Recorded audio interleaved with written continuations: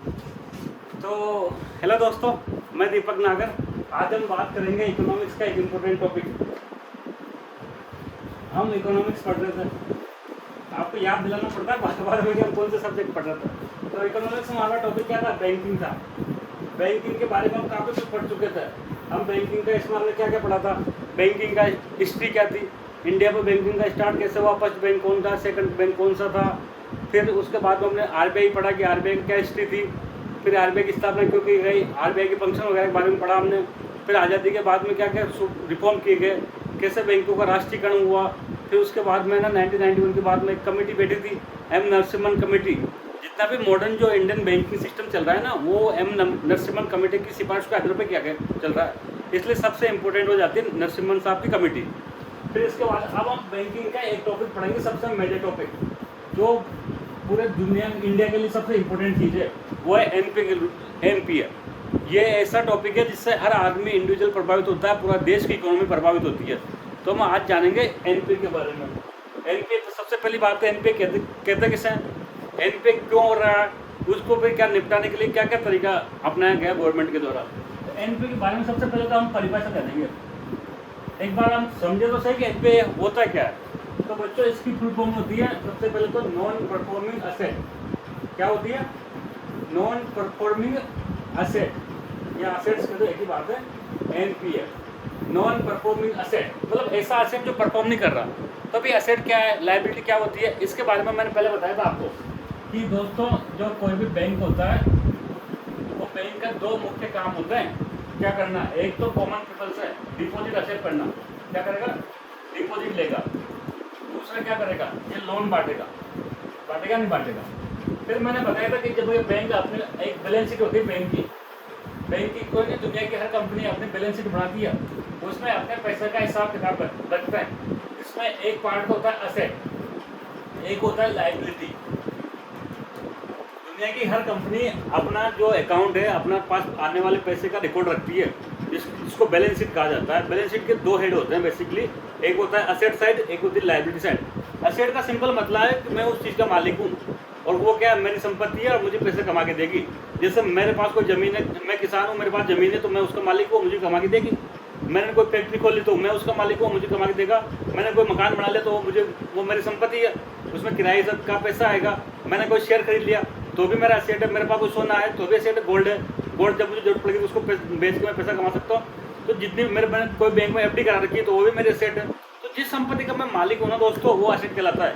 और कुछ मेरे पास कुछ कर्जा होता है तो वो मेरे क्या कहलाती है, लायबिलिटी कहलाती है। जैसे मैंने किसी से 1 लाख रुपये उधार लिए थे तो मुझे उसको चुकाने पड़ेंगे, तो जो चुकाने का सिस्टम है ना, वो लायबिलिटी कहलाती है। ऐसे मैंने बताया था बैंक के पास ये रामलाल जी ने यहाँ पर पैसे जमा किए, तो ये रामलाल जी का तो क्या है, ये असेट है। इस संपत्ति इसके 1 लाख रुपए के मालिक है जो जमा के बैंक में 1 साल बाद ब्याज से वापस ले सकते हैं। लेकिन बैंक के लिए ये क्या होता है, बैंक के लिए लायबिलिटी होती है। जो एक तरह से ये समझो, जो हम पैसा जमा कर रहे हैं तो इसका मतलब है कि हम बैंक को उधार दे रहे हैं। तो बैंक के लिए क्या है, उधारी है, उस पर बोझ है, उसको है ना, मैंने पैसा जमा किया, बैंक में एफडी कराया तो बैंक में उसको बाद में ब्याज से चुकाना पड़ेगा। लेकिन बैंक लोन देता है, तो लोन देता है तो क्या एक तरह से लोन की बैंक की संपत्ति है। बैंक ने किसी को 10 लाख रुपए लोन दिया तो ब्याज से वापस उसको बैंक को लौटाएगा। तो बैंक का क्या होता है, लोन जो असेट होता है। अगर आप ये समझ गए हो तो हम आगे बात करेंगे बैंक के दृष्टिकोण से। दोबारा बदलता हूँ मैं, डिपॉजिट क्या होता है, डिपॉजिट जो लायबिलिटी होती है, ये बैंक है, इसमें कुछ डिपॉजिट आ रही है तो ये डिपॉजिट बैंक के लिए क्या है दोस्तों, ये तो लायबिलिटी वापस उधार चुकानी पड़ेगी। ये इसका मालिक नहीं है। बैंक किसका मालिक है, लोन का मालिक है। ये लोन दे रहा है तो इस चीज़ के बैंक मालिक है जो ब्याज से तो वापस लेगा। तो इसको क्या कहेंगे, इसको कहेंगे असेट। ठीक है। अब बैंक लोन देता है किसी भी आदमी को, तो क्या उम्मीदें होती है बैंक की, बताओ। बैंक किसी को पर्सन को लोन दे रहा है, कार लोन दे दिया, हाउसिंग लोन दे दिया, होम लोन दे दिया, बाइक लोन दे दिया, स्कूटी लोन दे दिया, या फिर बिजनेस के लिए लोन दे दिया। तो बैंक के तो उम्मीद होती है कि भाई वापस वो पैसा आएगा। 1 लाख रुपए मैं लोन दे रहा हूँ, 10% इसमें ब्याज है, तो मुझे कितना मिल जाएगा, 1.10 लाख रुपये मिल जाएगा। लेकिन फिर आपने देखा होगा ना, माल्या जैसे लोग भी होते हैं जो बैंक के पैसे खा जाते हैं। तो जब बैंक का जो एसेट है ये परफॉर्मेंस करना चाहिए। परफॉर्मेंस करने का मतलब जो लोन दिए वो ब्याज कमा के लाना चाहिए और मूल भी राशि प्रिंसिपल भी आनी चाहिए। लेकिन कई बार क्या होता है, कई लोग बैंक से लोन लेके उसको खा जाते हैं, मतलब चुकाते नहीं है, तो फिर वो बैंक का ऐसा एसेट क्या हो जाता है, परफॉर्म नहीं कर पा रहा। परफॉर्म करेगा तो ब्याज कमा के लाएगा वो, लेकिन जब बैंक का कोई एसेट परफॉर्म नहीं कर पा रहा, ये क्या बैंक का एसेट क्या है, परफॉर्म नहीं कर पा रहा। परफॉर्म का मतलब क्या है, इस पर ना तो इंटरेस्ट मिल रहा है वापस, ना इसको क्या मिल रहा है, प्रिंसिपल वापस आ रहा। तो ऐसे एसेट को क्या कहते हैं, ऐसे एसेट को कहते हैं एनपीए। तो आप मोटा मोटी एक एनपीए का मतलब आपके दिमाग में बन गया होगा कि बैंक ने सब पैसा लिया जमा और बैंक ने लोन दिया तो वो लोन को क्या करना चाहिए था, उसको इंटरेस्ट भी वापस आना चाहिए था, मूल भी एसेट आनी चाहिए थी। लेकिन बैंक ने जो लोन दिया, कई लोग पैसे को खा जाते हैं, डूब जाता है वो पैसा, कई लोग उसको चुका नहीं पाते, पेमेंट नहीं कर पाते वापस, तो बैंक का ऐसा एसेट खराब हो जाता है। इसी को क्या कहते हैं, एनपीए कहते हैं। अब फिर भी इसकी परिभाषा क्लियर नहीं है दोस्तों, और हम आगे बात करेंगे। बैंक ने डिपॉजिट किया 100 रुपये। अब सपोज करो इसमें तो आप लोगों को पता है इसे CRR कट जाएगी, SLR बैंक लोन दे नहीं सकता, तो 80 रुपये लोन दिया। हो सकता है इसमें तो 70 रुपये तो बड़े आ रहे हैं, 70 रुपये लोन दिया ना, वो तो इंटरेस्ट भी कमा के ला रहे हैं और क्या कर रहे हैं, मूल भी ज़्यादा है। लेकिन हो सकता है 10 रुपये क्या हो रहा है, 10 रुपये वापस नहीं आ रहा, वो लोन नहीं चुका पा रहा। तो अब कितने दिन तक लोन नहीं चुका पाए कोई व्यक्ति, तो उसको एनपीए कहता है। ये आती है बात है इसमें। आप सब लोग जानते हैं जब बैंक लोन लेता है तो क्या करता है, ये EMI बांध देता है कि भाई आपने 80 रुपये लोन लिया तो हर महीने आपको इतना रुपये वापस लौटाने हैं। तो बैंक का एक क्राइटेरिया होता है ये एनपीए का। ऐसा नहीं क्या एक दिन भी, मान लो समझ करो मुझे 31 जनवरी को EMI भरनी थी, मैंने एक दिन लेट कर दी, तो क्या उसको एनपीए मान लेंगे? तो नहीं मानेंगे बच्चों। RBI ने एनपीए की गाइडलाइन बना रखी है। तो 90 दिन तक, इसका क्या परिभाषा है, 90 डे तक अगर किसी व्यक्ति ने अपना जो लोन चुकाने की डेट थी, उस डेट से 90 दिन तक अगर किसी ने लोन नहीं चुकाया या फिर क्या नहीं किया, इंटरेस्ट नहीं भरा या EMI नहीं चुकाई, तो फिर उसको क्या कह देते हैं, उसको कह देते हैं एनपीए। तो एनपीए के दो क्राइटेरिया हो गए। 90 डे का, अगर आपने लोन लिया और जिस दिन आपको लोन पेमेंट करना था, सपोज करो आपकी EMI डेट 15 जनवरी है, 15 जनवरी तक आपको लोन चुकाना है, लेकिन आपने 3 महीने 90 दिन ले लो, 15 जनवरी, 15 फरवरी, 15 मार्च, 15 अप्रैल तक नहीं चुकाया, तो फिर आपका एनपीए क्या हो जाएगा, वो लोन आपका एनपीए हो जाएगा 90 डे। तो ये तो एक सिंपल एनपीए की डेफिनेशन होगी। लेकिन एग्रीकल्चर लोन में ये अपवाद है। क्या होता है ना दोस्तों, एग्रीकल्चर लोन में क्या होता है, हर महीने इनकम नहीं होती, सैलरी मंथ इनकम है, वो तो हर महीने आती, तो हर महीने किस्त चुका देगा। लेकिन आपने देखना जो गांव में जैसे ट्रैक्टर खरीद रहा, तो हर महीने किस्त नहीं आती है, हर महीने किसान पेमेंट ही नहीं कर सकता। मान लो उसने जुलाई में क्या किया, फसल बोई, तो आपको अगस्त में क्या करेगा, अगस्त में लोन चुका नहीं सकता। उसकी क्या, जब माल तैयार होगा, फसल तैयार होगी नवंबर में, तब वो चुका पाएगा। मतलब मोटा मोटी क्या होता है, साल में 2 बार ही फसलें आती है। तो क्या एग्रीकल्चर के लिए ये 3 महीने का या 90 दिन का लागू नहीं है। एग्रीकल्चर में क्या क्रॉप पैटर्न के हिसाब से होता है। देखो 2 तरह की फसलें होती है, एक तो शॉर्ट टर्म क्रॉप, मतलब जो जल्दी आ जाती है, 2 महीने में 3 महीने में तैयार हो जाती है। एक होती है लॉन्ग टर्म, कई सारी फसलें ऐसी होती है जिनमें बहुत टाइम लगता है, जैसे कि कपास, जैसे कि गन्ना, एक बार उगाने के बाद काफ़ी टाइम लगता है उनको आने के लिए। तो जो शॉर्ट टर्म क्रॉप होती है ना, जो जल्दी तैयार हो जाती है 2 महीने में 3 महीने में, उनके लिए तो 2 क्रॉप सीजन, कितना, 2 क्रॉप सीजन, मतलब एक फसल तैयार होगी फिर अगली फसल आ गई, तो ऐसे 2 क्रॉप सीजन हो जाते हैं ना, तब भी वो लोन नहीं चुकाए किसान, तो उसको एनपीए कहते हैं। और जो लॉन्ग टर्म फसलें होती ना, उनमें अगर एक क्रॉप पैटर्न तक, एक क्रॉप तक, मतलब जैसे कि अभी गन्ना आज उगा दिया, अब गन्ना 1 साल बाद तैयार हो गया, तो वो एक क्रॉप सीजन हो गया।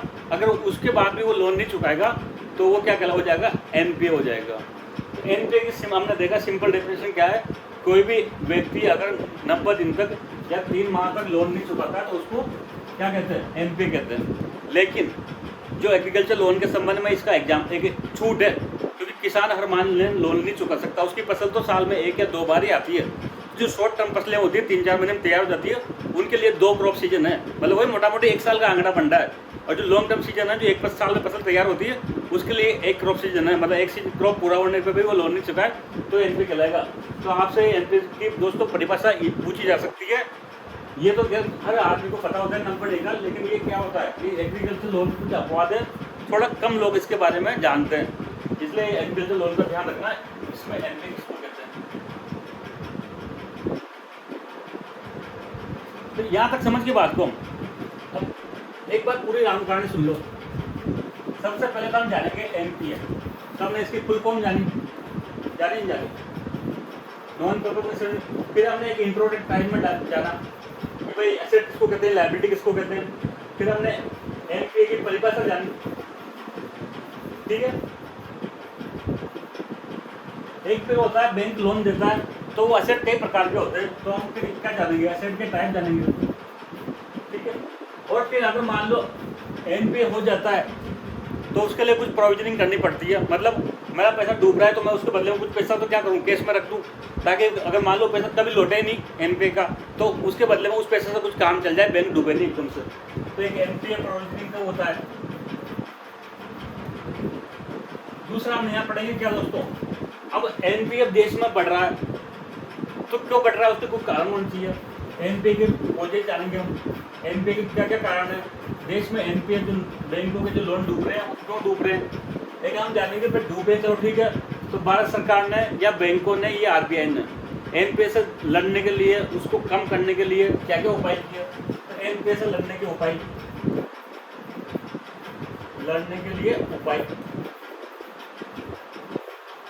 क्या क्या उपाय किए। इसमें हम जो लेटेस्ट का सबसे इम्पोर्टेंट है, बाकी तो उपाय पुराने हो गए, 2000 के सन दशक में कोई लागू किया था। तो आज की डेट में जो सबसे पॉपुलर है वो जहाँ तो क्वेश्चन आएंगे, और जो लेटेस्ट में एक तो बैंक बेड के बाद बैंक बेड, क्या बेड बैंक के बारे में पढ़ा होगा आपने।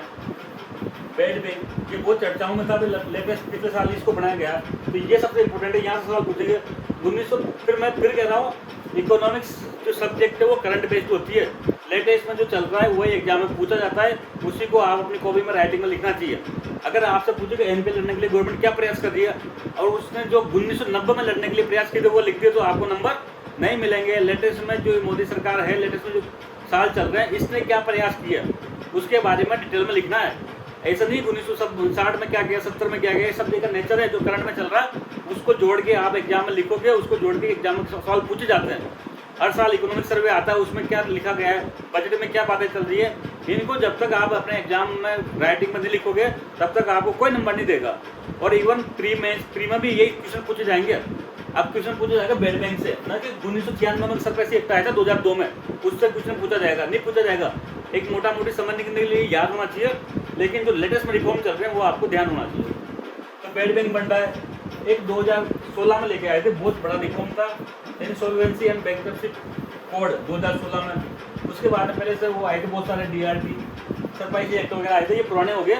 लेटेस्ट में दो सबसे बड़ी घटनाएं हुई थी बेड बैंक के बारे में, आईपीसी 2016, तो इनके बारे में हम जानेंगे। तो चलते हैं हम दोस्तों हमारे टॉपिक पे। सबसे पहले तो इसकी परिभाषा, डेफिनेशन हम पढ़ेंगे। बैंक का मुख्य कार्य क्या होता है, आम जनता को से धन जमा लेकर इच्छुक व्यक्ति को लोन देना, लेकिन वो लोन वापस नहीं आ रहा कितना दिन तक, तो बताओ 90 दिन तक। अब ये सब गाइडलाइन कौन जारी करता है, ये एनपीए की गाइडलाइन जारी करता है आरबीआई। आरबीआई चाहे तो 90 दिन से बढ़ा के 120 कर सकता है, 60 भी कर सकता है, वो आरबीआई की इच्छा पर डिपेंड करता है। तो आरबीआई ने जो आज की डेट में एनपीए की गाइडलाइन बना रखी है वो ये कहती है कि 90 डे तक कोई लोन नहीं आ रहा वापस, तो देट इज कॉल्ड एनपीए। और एग्रीकल्चर लोन का एक्सेप्शन है, उसमें है ना क्रॉप सीजन के आधार पर देखा जाता है, शॉर्ट टर्म के लिए 2 सीजन और लॉन्ग टर्म के लिए 1 सीजन। कोई भी व्यक्ति कंपनी समय में 90 डे तक लोन नहीं लेता तो उसको क्या कहते हैं दोस्तों, एनपीए कहते हैं, ठीक है, तो कोई दिक्कत नहीं है। और बैंक मैंने बता दिया एग्रीकल्चर के लिए, ये हमारे मैंने बताया दोस्तों, एसेट 2 प्रकार के होते हैं। एसेट क्या होते हैं, अब एसेट को हम क्लासिफिकेशन कर सकते हैं। एक तो अच्छा एसेट किसे मानेंगे आप, एसेट का मतलब क्या, बैंक द्वारा दिया गया लोन। तो अच्छा कौन सा है, जो ब्याज भी लेके आए, मूल भी लेके आए। तो एक तो दोस्तों क्या गुड एसेट, क्या हो गया गुड एसेट, या इसको कहते हैं स्टैंडर्ड एसेट, जो क्या कर रहा है, जो इंटरेस्ट भी लेके आ रहा है, साथ में प्रिंसिपल अमाउंट भी लेके आ रहा है, टाइम पे आदमी ब्याज चुका रहा है। लेकिन कई बार ऐसा होता है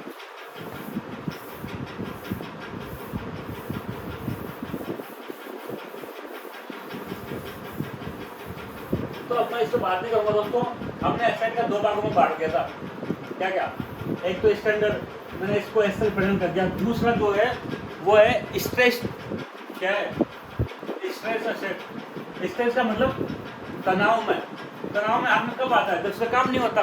काम क्या था लोन का, एसेट का, कि वापस से ब्याज लेके आओ, लेकिन किसी कारण से क्या हुआ, ब्याज नहीं ले पाया, तो उसको क्या कह देंगे? उसको स्ट्रेस्ड एसेट कह देंगे। वो तनाव में है, मतलब वो पैसा डूबने की संभावना है। इसमें एक तो हो गया था क्या, एनपीए हो गया था। एनपीए मतलब 90 डे तक लोन नहीं आ पाए। एक इसमें शामिल होता है रीस्ट्रक्चर्ड। एक होता है इसमें राइट ऑफ। अब ये 3 शब्दों के बारे में हम जानेंगे दोस्तों।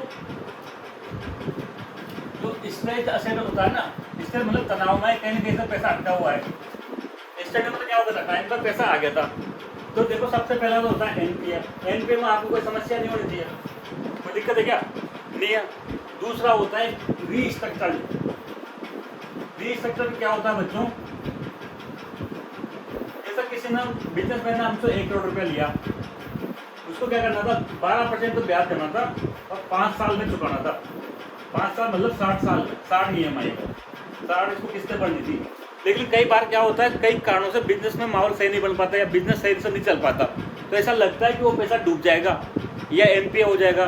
तो ये जाएगा बैंक के पास कि देखो सर, आज के डेट में तो मेरे पास पैसा नहीं है, आप EMI लोगे तो मैं EMI नहीं चुका पाऊंगा, मेरा पैसा कहाँ चल जाएगा, एनपीए में चल जाएगा।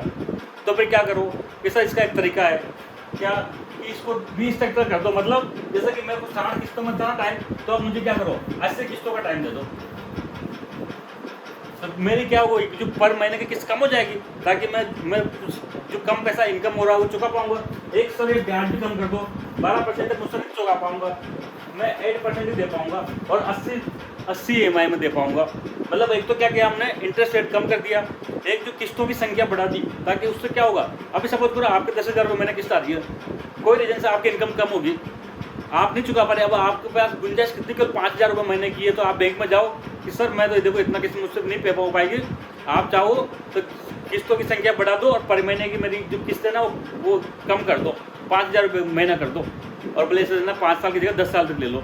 तो ऐसा जो हेल्प करते हैं ना, उसको कहते हैं रीस्ट्रक्चरिंग। उसको फाइनेंस के सेक्टर में क्या कहते हैं, रीस्ट्रक्चर करना। किसी भी लोन को रीस्ट्रक्चर करने जाता है तो इससे क्या होता है, इंटरेस्ट भी कम कर देते हैं, वो किस्तें बढ़ा देते हैं। तो बच्चों एक बार बताओ, ये रीस्ट्रक्चर जो खाता है ये भी एक तरह का क्या है, एनपीए टाइप ही है, मतलब डूबत में ही है। आज की डेट में इसकी स्थिति ठीक नहीं है, मजबूरी में क्या करना पड़ रहा है आपको, किस्तें बढ़ा पा रही है। ये जो हमने उम्मीद करी थी ना बैंक ने, वैसा ये परफॉर्म नहीं कर पाया, इसलिए इसको भी क्या में गिनता है, स्ट्रेस एसेट में गिनता है, स्ट्रेस में, ये भी तनाव में, और इसकी भी कोई गारंटी नहीं कि ऐसे किस्तों में पूरा चुका देगा। तो समझ गए स्टेप को।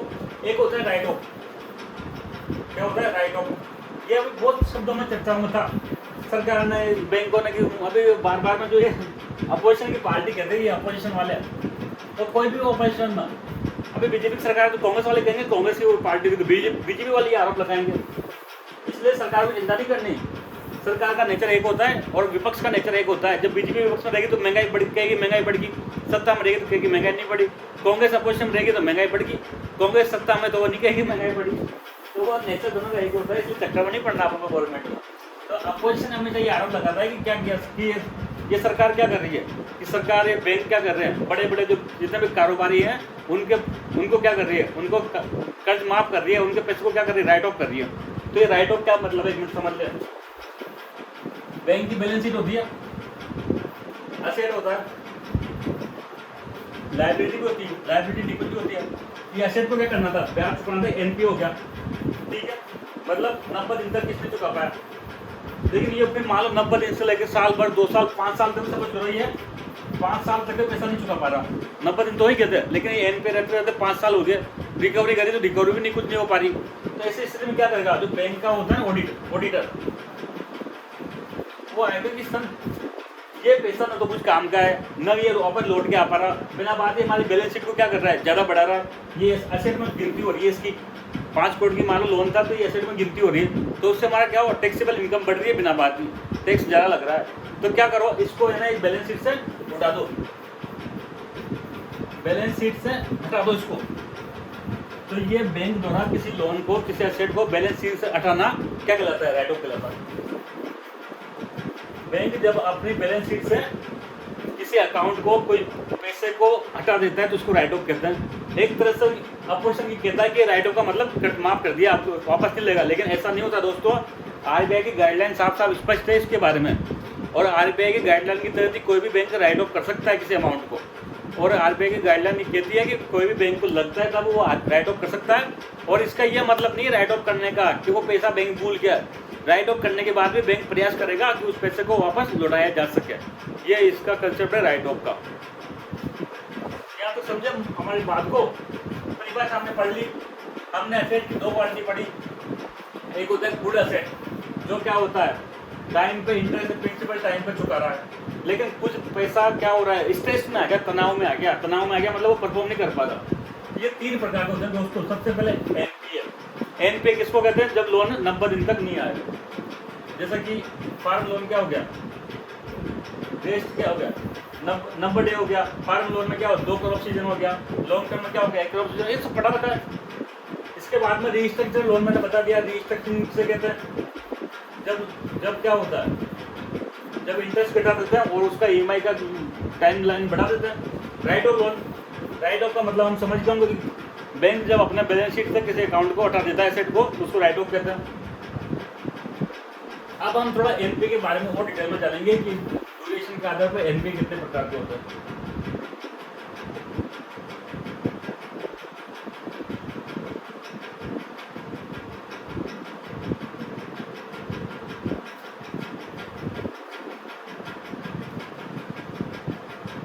अब देखो, ये तो हमने मोटा मोटी पढ़े। हम टाइम लाइन के आधार पर इसका क्या कहते हैं, जो असेट होता है उसके वर्गीकरण पढ़ेंगे। सबसे पहले तो बच्चों अभी सबका असेट का सबसे पहले तो होता है कि एसएमए, स्पेशल मेंशन अकाउंट। क्या होता है दोस्तों? Special mention account. अभी 1 मिनट के लिए सुन लो, थोड़ा बताऊंगा मैं इसको। फिर क्या होता है? एनपीए होता है। फिर क्या होता है? सब स्टैंडर्ड होता है। फिर क्या होता है? डाउटफुल होता है। फिर क्या होता है? फिर लॉस्ट होता है। ये जितने भी देखो जो बैंक का एसेट है उसको इन कैटेगरी में बांटा जा सकता है। एक और हो सकता है स्टैंडर्ड। तो स्टैंडर्ड तो हम जानेंगे नहीं। स्टैंडर्ड एसेट किसको कहते हैं? जो टाइम पर पैसा लोन चुका है, टाइम पे इंटरेस्ट और प्रिंसिपल आए उसको, लेकिन उसके बाद जो पैसा तनाव में आ गया स्ट्रेस, उसको टाइम लाइन के आधार पर बांटते हैं। तो एनपीए तो क्या कहते हैं बच्चों? जो 90 डे का हो जाए, मतलब 90 दिन तक कोई पैसा लौट के नहीं आ पा रहा, उसको क्या कहते हैं? उसको कहते हैं एनपीए।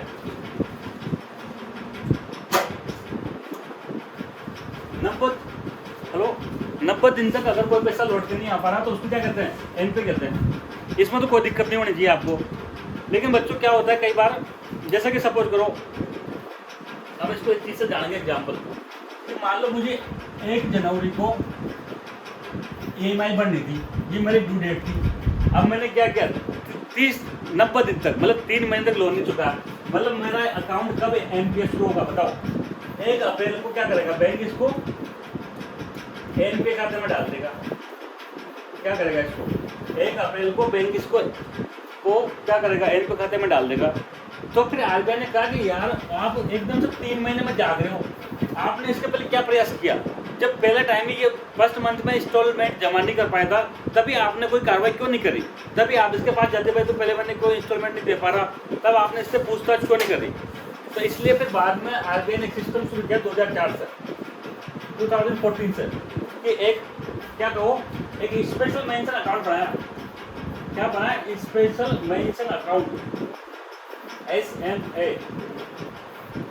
इसके भी 3 प्रकार होते हैं, SMA0, SMA1, SMA2। इसमें क्या कहा आरबीआई ने कि भाई 90 दिन में क्यों जाके आप अचानक से, कोई आदमी फर्स्ट महीने किसने चुका पाया, कोई आदमी दूसरे महीने नहीं चुका पाया, तब आपने कोई कार्रवाई नहीं करी? उसका बिजनेस कोई काम से अटक रहा है तो आप उसको जाके एक बार चर्चा तो करते हो उससे कि भाई क्या रीजन है, क्यों नहीं दे पा रहा, उसको प्रोत्साहित करते हैं लोन चुकाने का। तो आपको कुछ होश नहीं था, एकदम से 90 दिन हुआ तब जाके आपको पता चला कि ये क्या है, एनपी हो गया। तो एनपी की क्या करना, जो बैंक अकाउंट को एनपी होने से रोकने के लिए पहले से ही आप क्या करो, सिग्नल मिल जाए कि भाई ये बैंक अकाउंट एनपी में जा सकता है, तो पहले क्या करो, 90 डेज से पहले भी क्या करो, इनकी कैटेगरी कर दो। तो ऐसे में 0 मान लो, ड्यू डेट से क्या होगा, 0 से 30 दिन तक। अगर मान लो समझ लो 1 जनवरी को लोन देना था, ये 1 फरवरी तक लोन नहीं दे पाया, तो उसको क्या करो, उस अकाउंट को कह दो कि एसएमएस 0 है। मतलब अगर कोई अकाउंट एसएमएस 0 हो जाए तो आप सचेत हो जाओ कि अभी एसएमएस 1 में जाएगा, फिर एनपी हो सकता है। फिर मान लो वो 31 से 60 दिन तक नहीं हो पा रहा दूसरे महीने, तो उसको क्या में डाल दो, एसएमएस 1 में डाल दो, जिससे आपको अनुमान हो जाएगा कि देखो एसएमएस 1 में पहुंच गया, ये 2 में पूछेगा, फिर कहाँ पहुंचेगा, एनपीए में। तो फिर यहाँ पर कुछ कार्रवाई करो बैंक। फिर लास्ट में क्या होगा, एसएमएस 2 में जाएगा वो, एक्सेप्ट द नंबर। तो बच्चों ये स्पेशल मेंशन अकाउंट कंसेप्ट ये कहता है कि इससे आपको क्या होता है, बैंक को अर्ली वार्निंग मिल जाएगी कि उसका कितना अमाउंट का लोन एनपीए हो सकता है भविष्य में। तो पहले से अवेयर हो जाओ, पहले से अलर्ट हो जाओ और उस अकाउंट को एनपीए में रोकने का प्रयास कर लो। पहले एसएमएस में ही रोक लो उसको।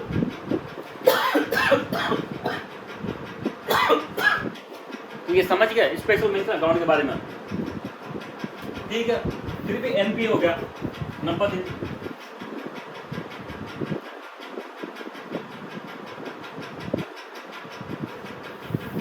ठीक है, तो हम लोन को बांट रहे थे। सबसे पहले स्पेशल मेंशन अकाउंट हो गया था, फिर हम एनपी पे पहुंच गए। एनपी किसको कहा, 90 दिन तक का, 90 दिन तक लोन नहीं चुका रहा, उसको हमने एनपी कह दिया। फिर इसके बाद होता है सब स्टैंडर्ड अकाउंट। क्या होता है, सब स्टैंडर्ड। जब ये एनपीए वाला खाता 12 महीने तक रेगुलर एनपीए चले, मतलब एनपीए कब, कितने महीने तक, 12 महीने तक। ये एनपीए का 3 माह जोड़ ले तो कोई भी लोन जिस दिन से डिफॉल्ट हो जाता है ना, उसके 15 माह तक क्या कहलाएगा, वो सब स्टैंडर्ड अकाउंट कहलाएगा। ठीक है, जब कोई खाता आज एनपीए हो गया, मतलब 1 अप्रैल को एनपीए हो गया, तो इसके भी 12 महीने, क्या अप्रैल नेक्स्ट ईयर तक वो क्या कहलाएगा, वो कहलाएगा एनपीए सब स्टैंडर्ड कहलाएगा। फिर उसके बाद क्या होगा, फिर डाउटफुल आएगा। जब ये सब स्टैंडर्ड कितना रहे, 12 महीने तक और रहे, मतलब ये सब स्टैंडर्ड अकाउंट और अगले साल 12 महीने तक रहेगा, तो उसको क्या कहेंगे, डाउटफुल कहेंगे। फिर एंड में लॉस्ट, जब बैंक में का ऑडिटर वगैरह कह दे कि भाई ये पैसा तो गया ना, तो इसके बाद कोई संपत्ति है जिसको बेच के कुछ आ सकता है, तो ये पैसा तो कभी रिकवर नहीं होगा, इसको भूल जाओ, तो उसको फिर कहेंगे लॉस्ट अकाउंट। समझे, एनपीए नंबर है सब स्टैंडर्ड। जब एनपीए कितना टाइम तक हो, 12 महीने तक एनपीए था। फिर डाउटफुल सब स्टैंडर्ड कितना टाइम तक हो, 12 महीने तक हो, तो टोटल के तो यहाँ तो 15 महीने हो गए, तो ये 27 महीने तक, ड्यू डेट से 27 महीने तक क्या कहलाएगा, डाउटफुल कहलाएगा। उसके बाद भी क्या होगा, जब बैंक का ऑडिटर ये कोशिश करने की संपत्ति को बेचकर रिकवरी नहीं हो पाएगी, चाहे कोई कुछ भी कर लो, ये पैसा लौट के नहीं आएगा। जैसे मालिया जी का पैसा बैंकों ने क्या किया, उसको क्या कर दिया, उसको दोस्त मान लिया, भूल गया भैया, इसको तो भूलने के अलावा कोई रीजन नहीं है। तो इसको कोई दिक्कत है क्या, ये एसेट क्लासिफिकेशन। सबसे पहले क्या, स्टैंडर्ड एसेट। स्टैंडर्ड किसको कहेंगे, इसको है ना टाइम पे 1 अप्रैल को चुकाना था तो 1 अप्रैल को चुका दिया। फिर आया special mention account, loan due date से 90 दिन तक कोई लोन नहीं चुका पाए तो उसको स्पेशल मेंशन अकाउंट में डालते हैं। शुरुआत के 30 दिन तक ही चुकाए हुए तो इसमें 0, 31 से 60 नहीं चुकाया था एसएमए 1, 61 से 90 एसएमए 2। यहाँ तो कोई दिक्कत नहीं है आपको। फिर सर 90 दिन तक भी लोन नहीं आया तो फिर क्या कर देंगे, एनपीए कर देंगे। फिर सर ये एनपीए भी तो हो गया लेकिन ये 12 महीने तक चलता रहा तो उसको क्या कह देंगे, सब स्टैंडर्ड कह देंगे। फिर ये सब स्टैंडर्ड भी अगले 12 महीने तक चलता रहा तो उसको क्या कह देंगे, उसको डाउटफुल कह देंगे। फिर एंड में जब बैंक का ऑडिटर कह दे कि भाई ये जो आपका एसेट था, पैसा दिया था लोन में, ये कभी वापस नहीं आ पाएगा, इसको भूल जाओ, तो उसको फिर क्या डाल देंगे, दोस्त में डाल देंगे, भूल जाओ ये पैसा। तब वो फिर वो क्या होगा, उसको वहाँ से हटा के उसको भूल जाएंगे। ये होता है एसेट क्लासिफिकेशन। कोई दिक्कत नहीं होती मेरे सामने, एनपीए में सब स्टैंडर्ड में, डाउटफुल में, लॉस में। फिर होती एक होती है एनपीए प्रोविजनिंग। जैसे बच्चों क्या 100 रुपये तो मेरे लोन आए, डिपोजिट आए। अब 1 मिनट के लिए मान लो शेयर वगैरह भूल जाओ, 100 रुपये मैंने लोन दे दिया, इसमें से 90 रुपये तो मेरे क्या आ रहे हैं, टाइम पे आ रहा है, स्टैंडर्ड है। 10 रुपये क्या हो रहा है, एनपीए हो रहा है। मतलब ये पैसा अभी तो डूबा नहीं, संभावना है कि डूब जाए। तो फिर आरबीआई क्या कहेगा, भाई आपका जितना भी एनपीए हो जाए ना, इसका कुछ परसेंटेज आप सेव करके रख लो पहले से। ऐसा नहीं हो कि एनपीए बढ़ता रहे फिर एक साथ सारे एनपीए डूब जाए। तो फिर एक साथ इतना पैसा कहाँ से आएगा आपको पास में वो बैलेंस शीट में। तो आरबीआई कहता है कि एनपीए का कुछ परसेंट, जैसा कि आप लाभ कमा रहे हो, बैंक का हर साल प्रॉफिट कमाता है, तो उस प्रॉफिट में से कुछ एनपीए का कुछ परसेंटेज क्या करो, उसको सेव करके रखो अलग से, ताकि जब वो एनपीए डूब जाए, सपोज करो पैसा वापस ही नहीं आए, तब वो पैसा कुछ हल्का बाहर कर देगा आपको। तो इसी को क्या करते हैं, एनपीए प्रोविजनिंग करते हैं। इसी एनपीए के बदले में क्या करना पड़ेगा, प्रोविजनिंग करना पड़ेगा। जैसे लोन है, एनपीए हो गया, बैंक इस एनपीए के अगेंस्ट कुछ रकम सेफ्टी के रूप में रखेगा। तो क्या प्रोविजन है भाई, सिक्योर्ड लोन है, कुछ कोलेटरल वगैरह 15% को, अनसिक्योर्ड लोन 25%, मतलब 10 रुपये इसका जो है ना 25% पर क्या करना पड़ेगा, प्रोविजनिंग करना पड़ेगा, आपको रखना पड़ेगा। तो यहीं से आता है ग्रॉस वर्सेज नेट एनपीए का concept, gross versus net NPA. इसको समझ लेंगे अपन तो दिक्कत नहीं है। 100 रुपये लोन दिए, ठीक है, 100 रुपये लोन दिए। अब मैं है ना क्या करूँगा, एक मिनट लिए समझ लो, 100 रुपये की लोन दिए, 80 रुपये तो क्या होगा दोस्तों, टाइम पे आ रहे हैं, टाइम पर एनपीए कितना होगा 20 रुपये। तो ये टोटल 20 रुपये एनपीए हो गया ना, इसको तो कहते हैं ग्रोस एनपीए। क्या कहते हैं, जितना भी टोटल बैंक का अमाउंट एनपीए कुछ होता है उसको कहते हैं ग्रोस एनपीए। लेकिन मैंने बताया था कि एनपीए के बदले में बैंक क्या करेगा, कुछ प्रोविजनिंग रखेगा, अपने प्रॉफिट में से कहीं से पैसे लेके उसको एक साइड में रख देगा। तो कितना मान लो, सपोज करो 10% रखेगा, तो 2 रुपये क्या किया इसने प्रोविजनिंग रख दिया, और तो अब कितना बचा, 18 रुपये बचा। तो जब बैंक का जो टोटल एनपीए में से प्रोविजनिंग को हटा देते हैं तो क्या कहता है, नेट एनपीए कहलाता है। नेट एनपीए क्या हो गया, ग्रॉस एनपीए, जीएनपीए माइनस कितना प्रोविजनिंग। इसलिए करते हैं सब दोस्तों, इससे एक आइडिया लग जाता है कि भाई देखो 20 लोन हमारे रुपये डूब सकते थे, लेकिन 200 हमने सेफ रख दिया, तो अगर मान लो 20 डूब भी जाएगा तो दो की तो दिक्कत है नहीं। तो अब हमारा टोटल डूबने वाला कितना लोन बच गया, 18 रुपये बच गया, 2 की तो हमने क्या कर लिया, सेव कर लिया, पहले से ही प्रोविजनिंग कर दी। इसलिए ये कंसेप्ट आता है ग्रॉस वर्सेज नेट एनपीए का। कोई पूछे तो आप तो इसको बता सकते हो कि ग्रॉस एनपीए और नेट एनपीए में क्या अंतर है। तो आप कह सकते हो कि सर जब एनपीए हो जाता है कोई भी लोन, तो जो टोटल लोन एनपीए होता है उसको ग्रॉस कहते हैं, लेकिन फिर आरबीआई की गाइडलाइन के अनुसार बैंक को कुछ लोन के अगेंस्ट कुछ अमाउंट प्रोविजनिंग में रखनी पड़ती है। तो जो प्रोविजनिंग की राशि को अगर उसको हटा देते हैं ग्रॉस में से, तो नेट एनपीए कहलाएगा। फिर मैंने बताया था एसएमए, स्पेशल मेंशन अकाउंट, कोई दिक्कत नहीं है। Those accounts that showed symptoms of bad asset quality in the first 90 days itself, 90 दिन के पहले क्या होता है, ऐसा लगता है कि बैड क्वालिटी शो कर रहे हैं, तो वो क्या कहलाएगा, वो कहलाएगा एसएमए, स्पेशल मेंशन अकाउंट। कब से इंट्रोड्यूस किया गया था, 2014 से इंट्रोड्यूस किया गया था। Aim to identify the account that has the potential to become NPA. ऐसे अकाउंट की पहचान करना जो भविष्य में जाके क्या हो जाएंगे, एनपीए हो जाएंगे, ताकि उसको पहले ही पता चल जाए। क्लासिफिकेशन ऐसे में जीरो मैंने बता दिया कितना था, ये कर देगा हमने 30 हो जाएगा, 0 से 30 दिन तक। ये क्या हो जाएगा, इसमें 31 to 60 डे। ये क्या हो जाएगा, इसमें 61 से 90 डे।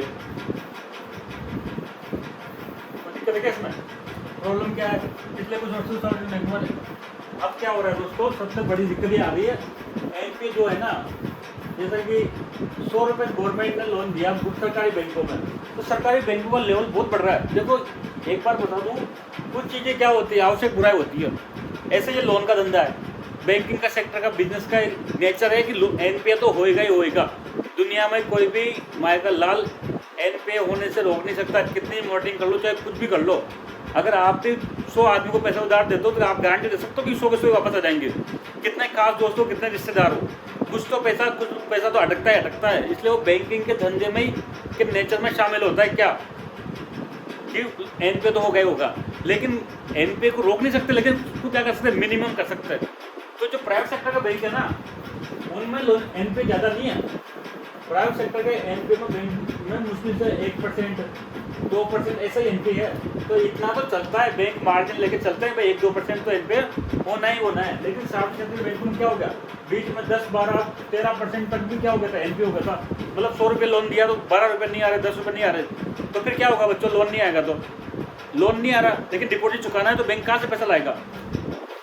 सपोज करो बैंक में 100 रुपये डिपॉजिट में लिए थे और 100 रुपये लोन उधार दे दिए, इसको उम्मीद थी कि 100 कितना होगा, 112 होगा, और ये 100 इधर देने होंगे 108 रुपये, तो 4 रुपये मेरा मार्जिन हो जाएगा, सब खर्चा हो जाएगा, सब निकल जाएगा मेरा और कुछ प्रॉफिट हो जाएगा। लेकिन मान लो ये 112 की जगह क्या हुआ कि डूब गया, 10 रुपये तो आए नहीं, केवल 102 ही आए और चुकाने 102 आए, तो ये धंधा चल पाएगा क्या?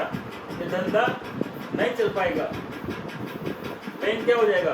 बैंक दिवालिया हो जाएगा। क्या हो जाएगा? बैंक दिवालिया हो जाएगा। तो दिवालिया हो जाएगा, बैंक का तो कुछ नहीं बिगड़ेगा, किसका बिगड़ता है? मान लो अभी कोई भी बैंक है, मैं नाम नहीं लूँगा, तो कहोगे उसको कह दिया आपने, तो जैसे देश का सबसे बड़ा कोई बैंक है सरकारी, वो दिवालिया हो जाता है, तो सरकार का क्या बिगड़ेगा? उसका जो MD है तनख्वाह मिल रही है उसको, उसका कुछ क्या बिगड़ेगा? कुछ नहीं बिगड़ेगा। लेकिन किसका बिगड़ेगा? जो डिपोजिटर का। तो अगर बैंक दिवालिया हो जाएगा तो जमा किया 100 रुपये, इसको कहाँ से लुटाएगा? तो ऐसी स्थिति में जो जमा करता हूँ पैसे डूब जाएंगे। तो इसलिए NPA एक बहुत बड़ा संकट होता है। फिर या तो गवर्नमेंट पैसा लगाएगी अपनी तरफ से, तो बहुत उसमें समस्या है। इसलिए ना NPA का काम क्या होता है, बैंकिंग सेक्टर को रिस्क में डाल देता है, बैंक दिवालिया होने के कगार पहुंच सकते हैं। तो अब हम जानेंगे भारत में, देखो पहली बात क्या जान ली, भारत में NPA कहाँ ज़्यादा है, पब्लिक सेक्टर बैंक में, प्राइवेट सेक्टर में?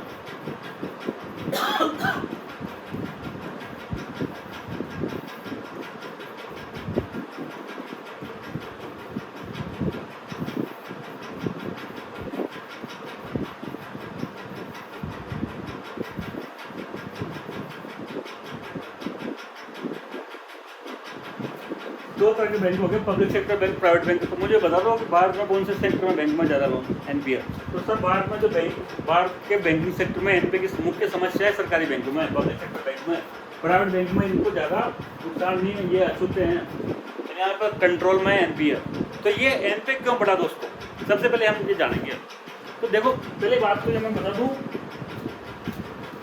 जब लोन देते ना, लोन NPA कई जगह हो सकता है। सबसे पहली बात एग्रीकल्चर लोन हो सकता है, किसान को लोन दिया ट्रैक्टर खरीदने के लिए, खाद बीज करने के लिए, वापस नहीं आया, किसान क्रेडिट कार्ड लिया वापस नहीं आया। एक हो सकता है रिटेल लोन जो आम आदमी को दिया जाता है, जैसे car loan, housing loan, education loan. एक होता है